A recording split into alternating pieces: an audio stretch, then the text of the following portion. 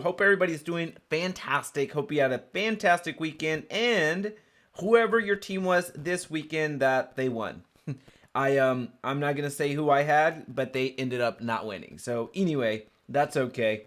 I had very little ties to them anyway. All right, so we are talking about getting some listings. We're talking about getting some seller leads. So I just want to make sure that this is working for me, and it is. So that is awesome. Now, as you're coming in, let me know where you're listening from, and I also need to apologize. It seems like every single week I have to do this because it happens every single week. I am late. So I'm 10 minutes late on this one. I'll make it up to you. You're going to have the most concise way to get listings, the most concise ways to get seller leads so you can actually create inventory in this competitive market that we're in. So I'm going to move this mic a little bit closer to me until I see some popping over here. If you can hear me okay, just let me know in the comment section down below. And as a reminder, as you're coming in, a like goes a long way. A like is going to send more notifications out to the folks that are subscribed, and also it's going to send out more notifications out on the Facebook group. So whether you're on Facebook or on YouTube, a like goes a long way. So I really appreciate you for tuning in. All right, so let's go ahead and get right into it. We're talking about real estate. We're talking about real estate leads. We're talking about getting some real estate, some listings incredibly fast. And we're going to go through Facebook ads. This is a Facebook ad copy. And I'm going to go through how to create a campaign that's going to be effective for you. Then we're going to talk about how to actually convert it. Now, in this particular video, we're going to go a little bit quicker than normal because you already know how to launch some of the campaigns. You already know how to launch traffic. You already know how to launch lead generation. You already know how to launch conversion and types of campaigns because you've seen it on this channel. So if there's any questions, please feel free to drop them down below. And I'll make sure that I'll fill in the gaps whenever we need to. All right, so good morning, Ernie. Good morning, I appreciate you. Thank you for being here. Manny, good audio, I appreciate that. Thank you so much. Karen, awesome. Awesome. All right. Well, hey, thank y'all so much for joining. I don't want to delay any further. So moving right into it, if I can share my screen, we'll be on our way. Perfect. All right. So what you're seeing on the screen right now is just one of my demo accounts. And this is what I use to illustrate to you how to launch the campaigns. Now, the one that you see here, this was for new construction.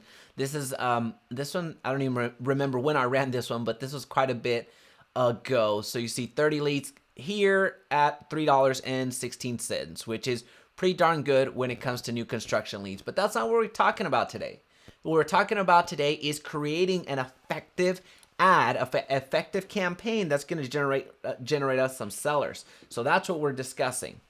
All right, so getting right into it, we have the campaign where I just clicked on, I went to create, and you're going to see campaigns, you're going to see ad sets, then you're going to see ads. Whenever I click here, you're going to start building every single one of those items out. Right now, you're starting out with that campaign. There's 11 campaign objectives on Facebook, so it's your responsibility to select which one you want to roll with. For our purposes today, because we want the most flexible, the most easiest one to implement today, we're going to go with lead generation.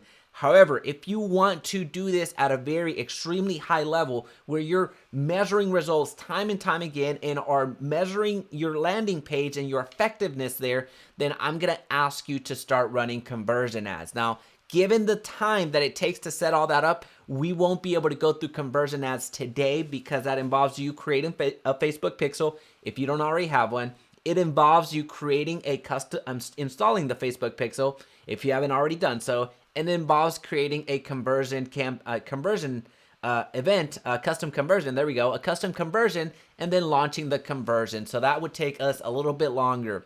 If you're interested in seeing a conversion campaign from beginning to end, then let me know in the comment section down below. I can always squeeze that in at another live stream. But right now, for the sake of time and for what we need to get to, the lead generation campaign is going to be more than enough. And I think that that's where the most of the audience is. But correct me if I'm wrong. Just let me know in the comment section if we need to invest in learning how to do conversions down the road. So lead generation, this is a great way for you to get started. It's the most flexible one if you have not run a campaign in the past, especially this type of campaign. So as a quick reminder, my naming convention is a little bit different. So I like to call out the type of campaign. So there's a lead type of campaign. This is a lead campaign objective. And then we're at the campaign level. So here I'm going to say just sold. So I know the type of ad that I'm going to launch. This is what I call the just sold campaign, which is designed to get us some seller leads, designed to get some listings. So I'm going to turn on the special ad category, and I'm going to highlight that it is a housing ad. Remember, the special ad category is introduced for us among the if you're running credit, employment, housing, and then social issues or any election type of items, you do have to select this in your campaign. There's no way around it, or else your campaign's just not going to get approved. So that's part of it. That's huge. Don't worry about A/B split testing, and then you can also optimize from the campaign budget optimization. This is something that you get to dictate how much you want to spend up front. So if I flip this on right now, I can say I want to spend $20 a day, and then regardless of how many ad copies I create, or regardless of how many ad sets I create, then you it'll be split appropriately. All right, so let's see over here. Definitely, please show a conversion campaign from beginning to end. Awesome. So I'll make sure I get that in on our next go around. Yes, I'm interested in learning how to do conversions. Well, I might have missed the boat on this, so I'll make sure that I fit that in. Yeah, if it's not this week, it'll be the week after that. But we go live Mondays on Monday through Friday, so be sure to check back in. All right, so with the campaign budget optimization, basically what you're saying is, this is what I'm willing to spend. I don't care how many times I split test the ads. I don't care how many times I split test the ad sets.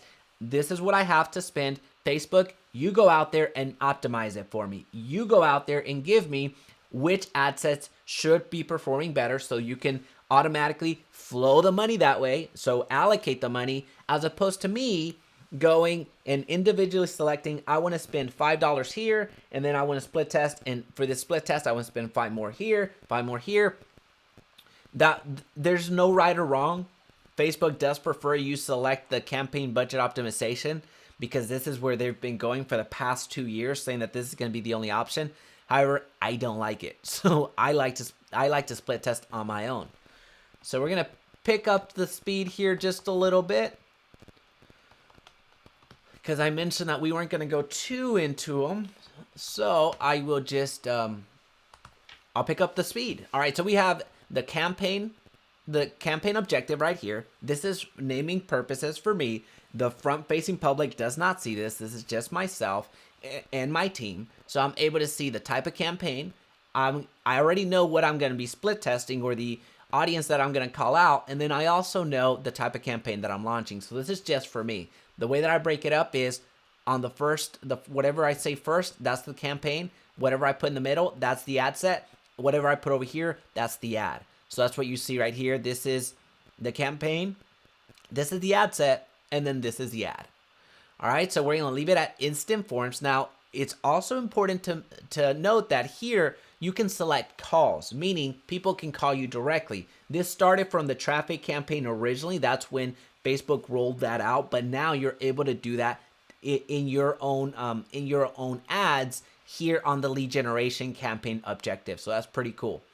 All right, so you're going to select the page that you want to run your ads from, and then you also have to accept the terms and conditions that Facebook gives you. So make sure that you read through them, for one, so you can abide by them, and then 2, sign off on them. You only have to do this once. The first time that you create an ad, that's what's happening. All right, I'm new to the channel and just started. Do you have the links to get started with Facebook advertising? So Craig, I did do a live stream about maybe 3 weeks ago, and that walked you from the very beginning to the very end. So that would be a great starting point. This is actually not a bad starting point for you either, because I am going from where most of you already have a campaign or ads manager ready to go, so you can pick up right here. So this is not a bad place to start by all means, but also understand that about 3 weeks ago, I did the full breakdown. It could have been more than 3 weeks ago, if I'm honest. It might have been a little bit longer than that, maybe 4 to 5 weeks, but it's a full from beginning to end. It's a full tutorial, step by step, beginning to end. All right, so don't worry about campaign dynamic creative. And then when we go to the budget, this is what I was talking about originally. So if had I selected the campaign budget optimization, which I didn't, by the way, I could have over here, this would go away. And Facebook would then allocate the budget according to Facebook. However, I like to split test different things. I like to split test the placements. I like to split test the audience, which is basically the interest that you're about to see here in a couple of seconds. I like to split test the images. I like to split test the videos. I like to split test a lot of different things.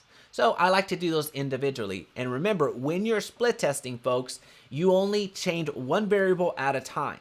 That means that if you are split testing a ad, don't split test or change the ad copy and the image at once. Only change the image and then compare the two. Or only change the ad copy and then split test the two. Don't change more than one variable at a time, because then you won't know what worked. And you also won't know what didn't. So that's very important. All right, so for our purposes today, 20 is fine. Not worried about it. Now, one quick note that a lot of folks don't realize is if you have a business, or if you only want to receive calls or leads or what have you at a certain part of the day, you can allocate your budget accordingly. You can program your campaigns appropriately. So you can say, I only want to run my ads from Monday through Friday between 8 and 4 p.m. For whatever reason, that's what you want to do. Well, what you have to do at that point is change this to lifetime budget. And then you're going to see right here the start date and end date. But then when you go over here and go to more options and ad scheduling, you go to edit, run these ads on the schedule, and now you can say, I want to run these on Monday from, what did I say, 8 to 4. So you just highlight them right here. That's how you do it. Now, it all starts with one little button. You have to change it from lifetime to daily in order for you to have that option. All right, so just be aware of that. All right, so for our purposes today, it's not going to matter, but I just want to give you that definition. All right, so now that we get to the audience, this is where you're going to call back the custom audiences that you may have created. This is where you're going to call back the special ad audience that you may have created. So just a quick synopsis, a custom audience is an audience that's exclusive to you on Facebook. Some people call it the secret audience, meaning it's only for you. It's only your proprietary custom audience, because only you had a certain amount of people connect with you on a Facebook page. Only you had a certain amount of people go to your website. Only you upload your customer database, and it's exclusive to you. So nobody else can select Jaime's customizable list. It's not like a shared playlist on Spotify. It's just exclusive to you. Now, here's the cool thing is you can actually share it. Here I go contradicting myself, but you can actually share it with somebody that within your inner circle, within your network, but you can't, nobody outside is going to see the public, oh, well, that's Jaime's playlist or that's Jaime's custom audience. Let me go ahead and hijack that. That doesn't happen. All right, so that's the custom audiences, and the special ad audience is basically looking at the custom audience that you have right here, and then goes out into Facebook land and tries to find additional people that meet the criteria of your custom audience. So if you have a 10,000 member list of millennials, Facebook is going to look at that custom audience list that you have for whatever reason. It's going to go out into Facebook world and try to find you more millennials to connect with. That's what the special ad audience looks like. All right, so what we're going to do now is we're going to stay close to home. We're going to stay in Fort Worth. So it's right up the road. It's about 5 minutes from me. So we're going to go with Fort Worth. And notice that little subtle switch that I didn't call out. On the locations, you're going to start off by default on people living recently in this location. What you need to do is go to people living in this location. Since we're talking about listings, since we're talking about that part of your business, so people that actually live physically in the location, you have to put people living in this location. Because again, you're looking for sellers, because this is the geography that you want to stay with. All right, so as far as restrictions, when you select the special ad category, you saw that at the very, very beginning of this tutorial. What did that mean? That means that if you run credit, employment, housing, or social issues, or election type of ads, you're restricted from what you can select on the back end. So right here is what you're looking at. Here, you're going to notice that I can't go below 15-mile radius. That's the standard. That's where you're starting. But then you're also going to notice that that's a heck of a lot of people. That's 1.6 million people in a densely populated area, right? So that's one of those items. You also notice that you can't change the ages. You also notice that you can't change genders. And then you also notice that you can't select based off of demographics. So if they're homeowners, if they are parents, you're not able to select that. And you're also not able to select on behaviors, but you are able to select based off of interest. So if I go to here and if I type in Zillow as an interest, this is giving me the people that have engaged with the Facebook Zillow page, and also anything that has to do with Zillow.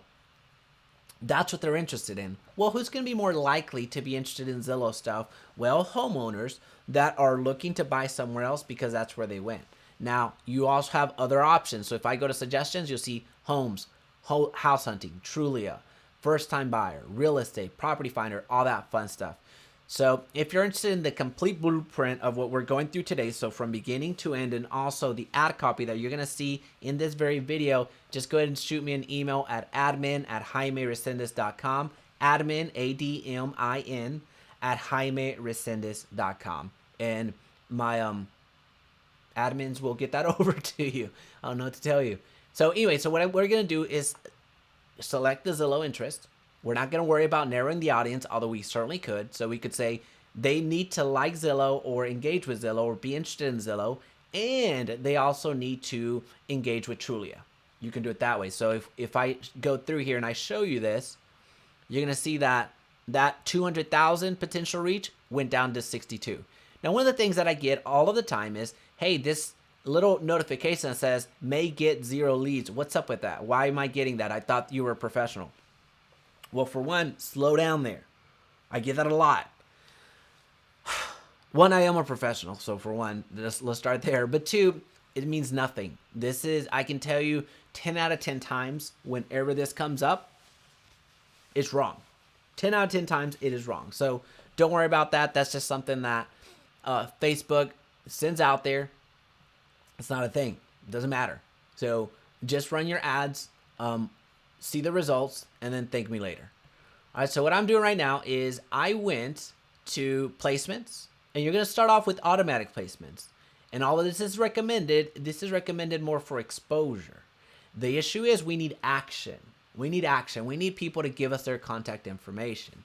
So the reason I don't select the automatic placements is because you're going to see different features that you may not even know where these are at. You may not know where this apps and sites audience is. You may not know where the sometimes I struggle with the in article. I don't know where that is. If I wanted to go there right now, I couldn't tell you. Messages, well, you know what that is. That's Messenger. Search, give visibility for your business as people search on Facebook. So people aren't necessarily doing this, the type of ad that you're looking at. So that's why you unselect these. But the one that you absolutely want to roll with is the Facebook newsfeed. Now that's a starting point. That's not a destination per se. So whenever we're talking about your placements, the Facebook newsfeed is a fantastic place for you to start. And then you can split test. You can split test it versus the Instagram feed. You can split test it versus the Instagram stories or Facebook stories. You always want to be split testing, but just remember the principle of only split test one thing at a time. All right, so let's see. Janet, please teach on conversations. Hey, I didn't know that this was going to be such a hot topic. So yeah, we will get conversations on the books. So I'm going to have to watch this video again and remind myself. Warren, good morning, Warren. How's California? How's California? If you're a new realtor with very low budget, would you suggest budget to start? What would be a suggested budget to start running your ads? There's 2 suggestions for you, Janet. One of them is have systems on the back end that will help you convert. And again, I have the blueprint. So if you want to send me an email at admin@JaimeResendiz.com, I'll share with you the blueprint. A lot of the things that you see here, but a lot more in depth when it comes to conversion. So what I mean by the 2 things is, one, you need to have systems on the back end, meaning do you have your CRM or email autoresponder connected so you can send out emails immediately? That's one. 2, are you able to text immediately. Now, again, a lot of the CRMs that you have probably already have that. So as an example, so since I'm with EXP, I get KV Core for free. So that's something that EXP offers to all of its agents. So all of the agents that partner up with me, actually an individual I just highlighted is a partner, and so he can attest to it. The connections already happen. So that means that whenever we launch campaigns, they automatically go into the CRM, so text can go out, so emails can go out. So that's one element. And then you'll always want to call. So again, I'll answer your question in full, I promise. The first part, before you run any ads, you need to have a system behind it so you can actually convert. You're going to get leads. There's no issue with what you're about to see right now. It's just going to happen. But the issue is going to be the conversion. So online leads, I'm not telling you that you're going to get 100% conversion rate, because that is not a thing. But what I'm telling you is you need to be able to follow up so you can eventually convert. So that's number one. But two, now to answer your question directly, I ask you to consider $300 a month for 3 months. So I'll repeat that again, $300 a month for 3 months. If you're starting out and if you want to take Facebook advertisement seriously, that's where you need to be, at least $900 in 3 months. So I hope that answered your question. All right, Jose, for the new peeps, Jaime is a true Facebook guru. There are tons of videos on his channel. Highly recommended to subscribe. Hey, I appreciate that, Jose. I appreciate you. DJ Don Julio. Hola Jaime, ¿cómo estamos? ¿Cómo estamos? Muchas gracias por acompañar.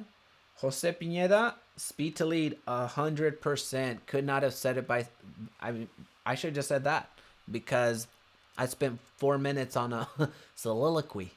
Cool. So here we go.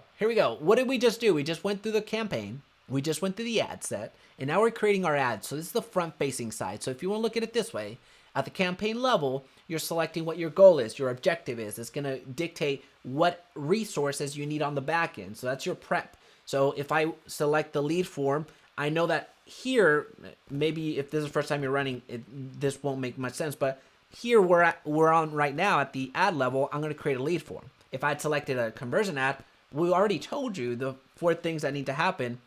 One is create the Facebook pixel, install the Facebook pixel, create a custom audience, and then launch the campaign. So that dictates what needs to happen. So there it's you're selecting your goal, and you need to prep your resources. But here at the ad set level, so as you can see it over here, same thing. The ad set level, you're selecting where you want your ad to run, so geographically, who you want your ads to see it, so based off of their interest, and then where on Facebook or Instagram you want the ads to show, so that's placement. So I hope this is making sense. Now we're on, well, that's not the same thing. So now it's on to creating the ad. This is what's actually front facing. This is what the folks are going to see. All right, so I'm just gonna paste whatever I copied over here. So as you see the naming convention, campaign, and then the type of ad, campaign, ad set, and then type of ad, campaign, ad set, and type of ad. Now you may be thinking, well, Jaime, you screwed up because you don't have Zillow up here. The reason I didn't screw up, folks, is because I could very easily split test this again, and I could put lead, Trulia, just sold. Well, if I pigeonhole myself by putting Zillow up here, then this is wrong. I'm not gonna duplicate from the campaign level because that's unnecessary and it would create an unmanageable list, but I am gonna duplicate from the ad set level. So start from campaign, get a little bit smaller with your ad set, and then with your ad. So that's where I'm starting from. All right, so Facebook identity, that's something we already selected. You connect your Instagram. This particular account doesn't have Instagram connected because I use this as demo. The advertising on Instagram, you absolutely want to advertise on Instagram for one, but two, make sure that you're split testing. And three, curiously enough, you don't need an Instagram account if you don't want to.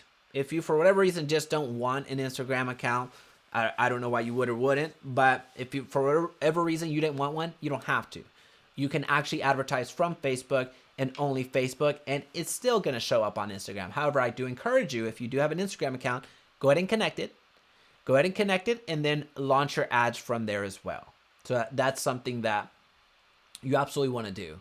Now at the ad setup, so you can use an existing post that's more on the engagement campaign, and then use Creative Hub Mockup. I don't use a Creative Hub; it's a little bit clunky for me.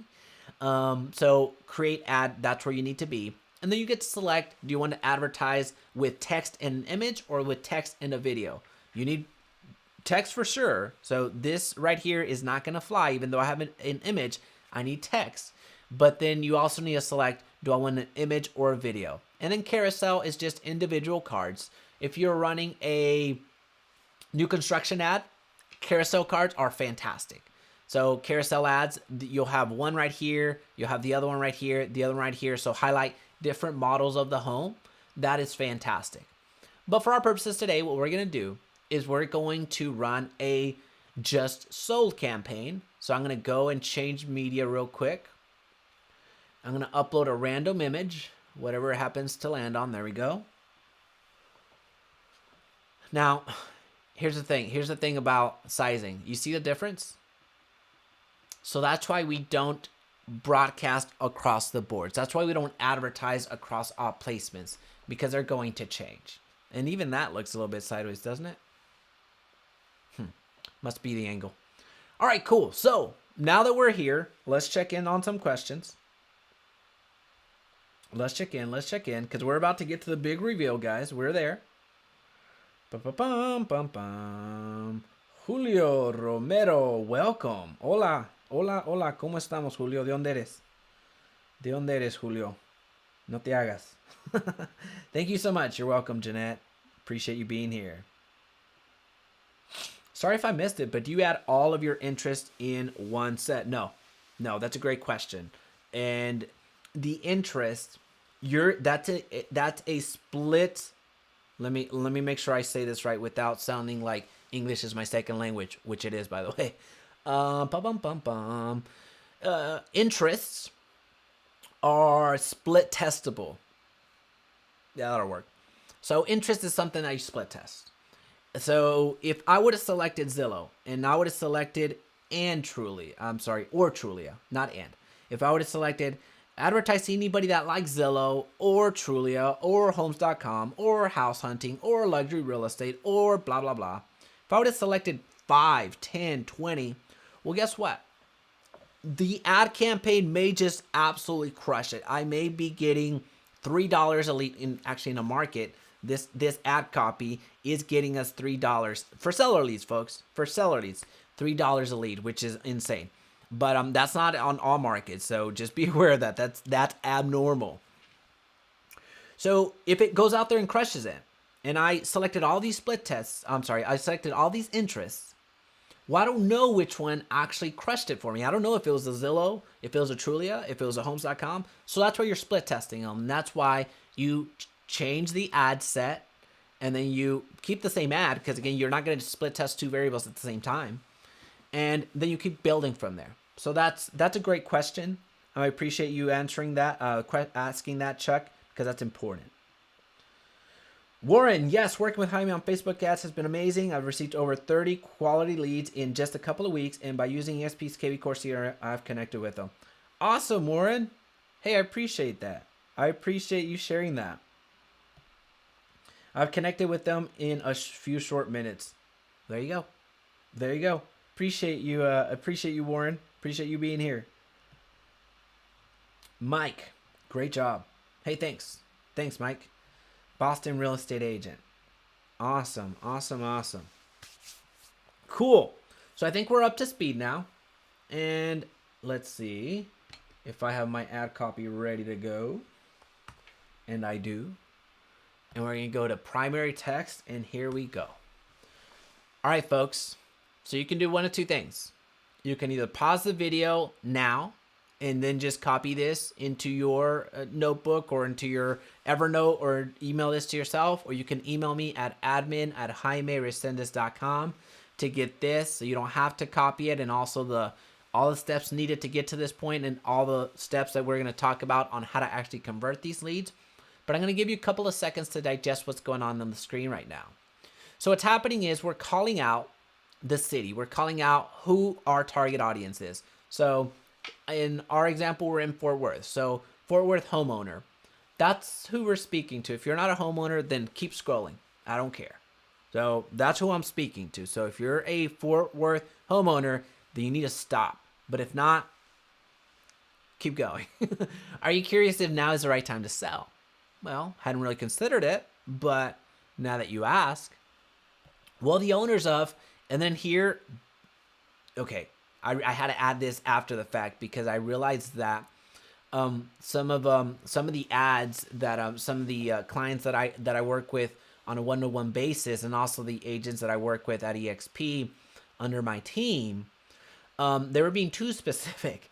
So here's the thing: you want to put the owners of a general address or a general area. You don't want to put the exact address, because you get into some privacy issues and all that fun stuff. It's not even a compliance thing. It's just more of a safety thing. So when it comes to the owners of blank and blank, you can put downtown, uptown, Main Street, whatever the case may be, a recognizable area. You know your area, a recognizable area in your city, in the city that you advertise. So this is what I mean by general address. I don't mean the exact address. That's why I had to add that. Thought the same thing and sold. And then here, we're putting how much above asking price, we're putting the number of days, and then we're putting the number of offers that they received. So, well, I'll finish up. Want to know if your home could achieve similar results? So we'll leave it at that. And then on the headline, what we would put is, well, actually, let's finish this up for a quick second. So here's why we're doing what we're doing. One, we called out who we want. That's the avatar. That's who we need to speak to because they're homeowners. And then what we're doing here is just introducing the possibility. But then we're making it a little bit more real, something right down the street from them by highlighting these 3 items. We're putting a percentage or a dollar amount above asking price. So what we have to do is either we need to have this success ourselves. So ideally, you have a listing that you sold that received all these offers, because it's not that difficult to do right now. Received all these offers, and you got $15,000 above asking price for that property, and then you sold in 7 days. They paid all cash, they closed, and you're on your way. And then with blank number of offers to choose from, you got 12 offers. So that's a very compelling story. That's a very compelling just situation that happened for your clients. So that's why we need 3 of these items. Now, if you can't get all 3, 2 of the 3 is acceptable, but you want to shoot for 3. So this means you want to be above asking price, you want to be in a short amount of days, and then you also want a good amount of offers to choose from. Now, if you only receive 2 offers, we're not going to put 2 offers, we're going to put multiple. If we receive 3, then we're going to say several. If we receive 5, then 5 is acceptable. 5 plus, 8 plus, 6 plus. So that's where you want to go, right? All right, so is that making sense? Did we did that provide some clarification? Thanks. How do you go about cutting interest, optimizing assets that aren't working? Is $5 per asset a good budget? Yeah, $5 is fine. $5 is fine. If you can swing it, $10 is better. All right, so let's see. Janet, I need a copy for my primary text for my Facebook ad. What was the admin info that I can reach out to again? So that's admin@JaimeResendiz.com. So that's just my name. You can't really, actually you can misspell it, so I encourage you not to, because then it's going to bounce back. So it's admin@JaimeResendiz.com. Don't ask me how to spell my name because it's plastered everywhere. Even on my shirt. Check that out. Here we go. Headline. Now, is that making sense? Is the ad copy making sense? I just want to make sure that we're good there. I'm going to fill out the rest of it, and then we're gonna get into the lead form, and then we're going to talk about conversion. All right, so headline.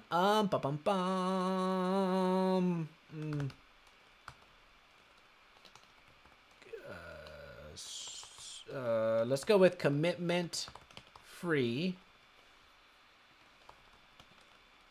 stress free. So what we're doing right now is putting it down here, and oh, where's my call to action? Here we go. On all my call to actions without exceptions, I learn more. You see a lot of calls to actions here. No, learn more. Regardless, even if I'm doing a direct sell, it's learn more. That has been proven time and time again to go with what I need to. All right, so this is what the ad copy looks like. I think we've been on that page enough for you to see what's going on. So I'm going to create a form real quick. So I'm going to go to settings. We're going to speed up the pace here a little bit because I have another video that really digs into this quite a bit, and my throat is getting a little bit, it's tightening up. And then for this one, I'm going to say, all right, so I'm going to put YouTube seller just for the purposes of my ad. Now, of course, this form is something that is only for you. No other accounts can see it, or nobody in the front, like nobody in the audience can see it. So just name it whatever it is that's gonna remember, that you're gonna be able to remember. So this is all internal, no worries. Form type, we're gonna go with more volume versus high intent. People that use higher intent believes that it gives them higher intent leads, but honestly, it doesn't. People that are habitual fillers of forms, that habitually give their emails away, they're going to do it whether you ask them for a confirmation or not. Now, people that aren't that way, that are a little bit more open to it, they won't do it, but it's not, they won't confirm, so you get less leads. But at the end of the day, you're going to find that your conversion's actually not that different. So I always go with more volume. If you want to do the higher intent, which means it gives people the opportunity to confirm their information, go for it. I'm just telling you, save some money. Don't do it that way, but it's your business. Background image, always use the same background image. You're not going to change anything in the lead form because think about what you just did. People were scrolling through Facebook. They saw your ad, thought enough of it to actually click on it, and now they're here. This is what they're seeing on the right-hand side. So if they see a completely different image, then you blew it. So make sure that you keep the same image. And then also on the headline and description, you're going to keep it short. You don't need to sell them. You don't need to do anything. The ad copy that you saw did the most lifting, did the heavy lifting. So then here, could you sell in 5 days? So 5 days, where I came up with that is I just pretended that the ad said 5 days. Let's find out. How about that? Let's find out. Cool. Questions. All right, here's what's up. You can ask custom questions if you want. You can see there's multiple options, a little short answer, if this, then that type of an ad, and then also an appointment request. You can do all that if you want. Now, where I found the most traction has been not that. So I would do, well, actually, let me rephrase that because I need to go back to that. Where am I at? I'll fill this out and then I'll tell you. All right, here we go. Whenever you're doing listing ads or seller ads or real estate ads on Facebook that you're trying to get some seller leads, here are the 4 things that I would ask if I was doing this in your shoes. Now, one of these is not like the other. So this means that here, I'm going to put, where can I send you more details? All right, so here we go. First name, email, phone, and then street address. Understand that whenever you go from 3 fields to 4, the drop off is gonna be big, especially if you're asking for the street address. However, this is actually a lot better strategy in cutting out the people that are renters, cutting out the people that are tire kickers, cutting out people that are habitual form fillers, because then they're gonna have to think, well, crap, I guess this is for homeowners. I live in an apartment. Nothing wrong with that. But at the end of the day, this isn't designed to get an apartment lead. This is designed to get some seller leads.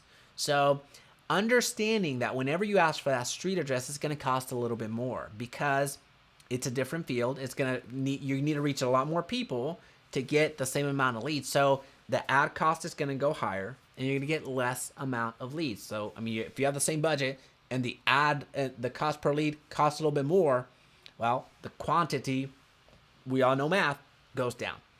Now, this is one of those items that I do see that quality is not as impacted.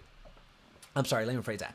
Where quality is impacted much more than over here when we looked at more volume versus higher intent. So I hope that that's clear. I hope you're understanding what I'm trying to lay down. Now, with that being said, if you are absolutely no stranger to the phones and you absolutely want as many people in your database and you want people to just fill out their information, so you're going to call them on a mission, great. Then I encourage you to delete that. Because at this point, you're going to get more leads. Now, if you're willing to service both sides of the deal and are not afraid of the phones, you're going to get a lot more leads this way than if you were to ask for the street address. Now, are you going to get seller leads regardless? Yes, you will, 100%. But if you're one of those folks that wants all of the heavy lifting to be done by Facebook, one, you're in for a big surprise. But then two, this street address would be advisable for you. All right, so I'm just going to leave it there because then I'm going to get into a little bit of a get on my high horse and all that fun stuff if you don't like that. All right, here we go. Now, privacy link. So I'm getting ready to finish this up right here. So make sure the form up, not the video. Make sure that you're following along, and then I would just put the privacy link right here. Now make sure that you do have a privacy policy for one, and then you do include a real privacy link. That way you're able to run these ads without issue, because Facebook can shut you down for you not having a updated privacy policy or having a privacy policy. So what I would do is put my link right there. So I'll just put Jaime, my website. Actually, I don't know what mine is.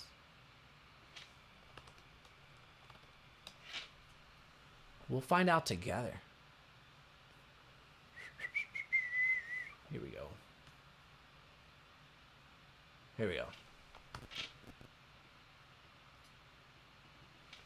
So I just put that. Privacy policy, and you see that being formed over there. And then what we're going to do is, thanks, you're all set. I'll reach out to confirm a few details. And then you can ask them to call now or call now. Boom. And then you put your phone number. It's that simple. All right, so let's do a quick recap and let's talk about conversions. Here's what's happening. What we did was we selected a lead generation campaign. And the reason we did that is because it's very easy to implement, very simple, very straightforward. So very little friction in you getting started. You could actually, if you have the ad campaign, even if you don't have an ad campaign, or ads manager, you can create one relatively easy and start immediately. So we started there, we selected our ad set, and now we ran this just sold ad. So hopefully you have a property that meets this criteria. If not, 2 of the 3 is not bad. Now, that's what we've done. And then here, what they're doing is inputting their information. Now, from here going forward, the difference between you running a successful ad campaign or not is very, very important. The moment that these leads come in, you need to send out an email acknowledging that you have received it. You need to send out a text referencing the email saying, hey, thanks so much for your information from Facebook. So what you're doing there, you're not delivering a CMA, because unless you have an automated way, there is a way, but I'm not going to get into it. Unless you have an automated way to pull the address that they just gave you right here, wherever they're at, right here. If they gave you the address, well, guess what? They didn't submit it into a CMA builder. They didn't submit it into a cloud CMA. They didn't submit it into a seller landing page that actually does the real life CMA valuation. So that's okay. That's okay, but you need to realize that.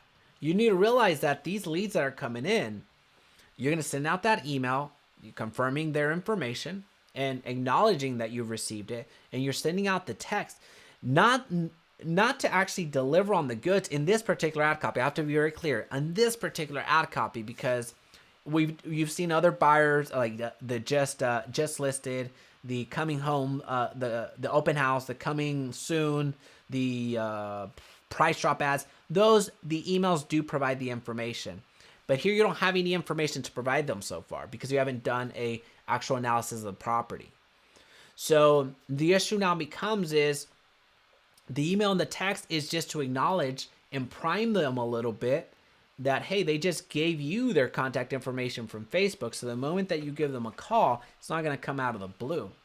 Yes, there will be some people that, oh my gosh, it's out of blue. Who are you?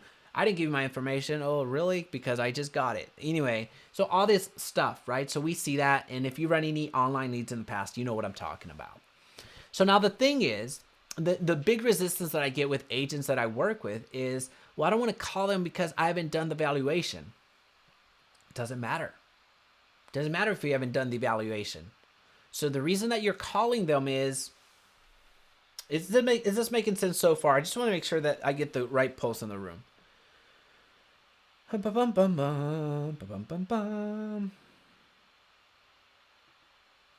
My old lead forms keep accumulating. Is there a way to delete them? No, there's not. No, I wish there was. That'd be cool. What is a typical lead cost that you see from seller leads? $10 to $20. Depends on the market that you're in. But that's right. So that's a great question, Dan. And Dan out of Florida. So if anybody is out of Florida and wants to connect with an amazing, or not from Florida, wants to connect with an amazing real estate agent down in Florida, then he's the person that you need to reach out to. He does fantastic YouTube videos as well. Warren too, over in California. So two fantastic agents. So there's another agent that joined my team here about maybe a month ago. Yeah, a month and a half ago. So we ran some seller leads, or this similar type of campaign, and we were getting leads for like $3 to $4, which is abnormal. It's abnormal to get seller leads this inexpensive and actually be real information.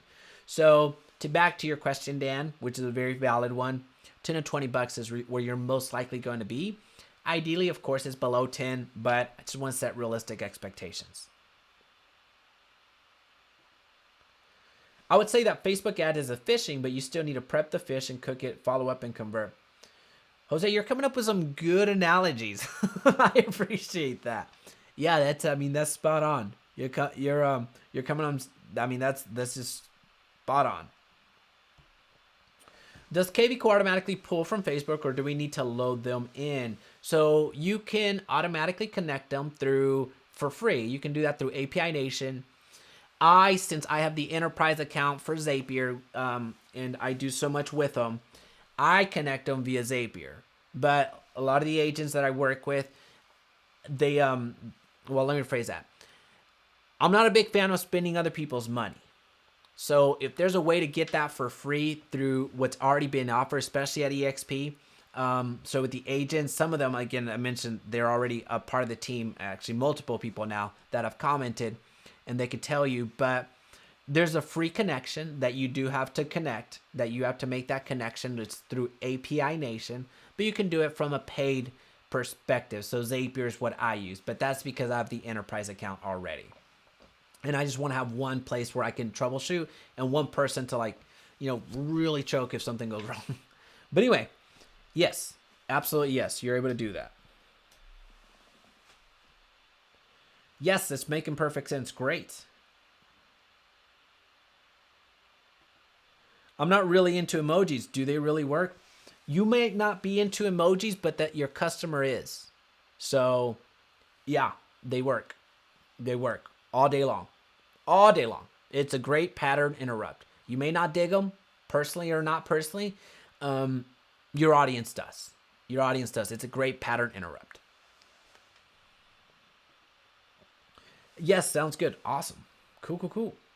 Alrighty, so we were at the phone call, right? So we received the lead. The lead has come in when we're super ecstatic. Now, you're calling not with an evaluation in mind, not with a, hey, your home is going to sell for 300,000. Your home is going to sell for 400,000. Your home most likely is going to sell in 2 days for whatever. It's really not even about being a fortune teller. It's about connecting with them. So the first call that goes out is very simple. So whenever the lead comes in, and then you get that notification from whatever CRM that you have, or you set it up to where an email goes directly to you every time you get a lead, then what you're going to do is just give them a call immediately. Hey, this is Jaime with eXp Realty. Thanks for, I'm sorry, let me back up because I was watching something else. Hey, this is Jaime with eXp Realty. Just wait for them to engage in the conversation.